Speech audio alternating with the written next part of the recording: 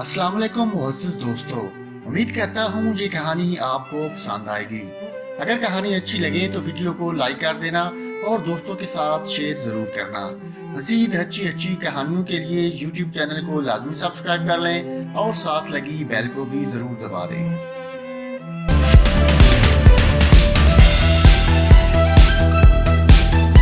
एक बाप ने अपने बेटे से कहा, अपनी बीवी को तलाक दे दो। बेटा हैरान हुआ क्योंकि मियाँ बीवी बच्चों समेत हंसी खुशी की जिंदगी गुजार रहे थे। बीवी मियाँ की खिदमत करती, हर हालत में सब्र और शुक्र से रहती, मगर वालिद बाजिद थे, बीवी को तलाक दो और दलील ये देते। इब्राहिम ने अपने बेटे को तलाक देने का कहा तो इनके बेटे ने तलाक दे दी। बेटा बड़ा परेशान हुआ, एक तरफ बाप का हुक्म, दूसरी तरफ बीवी बच्चों के मुस्तकबिल का सवाल।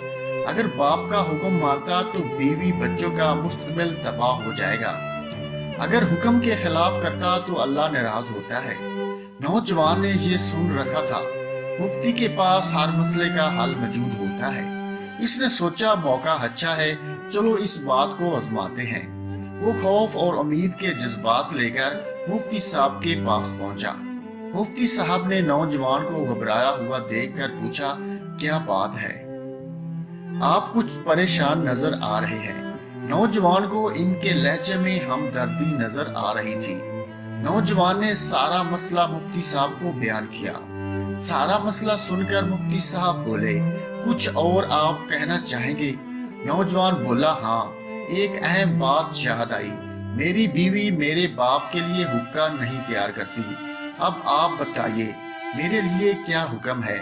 मुफ्ती साहब बोले, अगर मसला ऐसे ही है जैसे आपने बयान किया है, अगर आपके वालिद साहब इब्राहिम अलैहिस्सलाम की तरह और आप इस्माइल अलैहिस्सलाम की तरह हैं तो तलाक दे दें, वरना ना दें।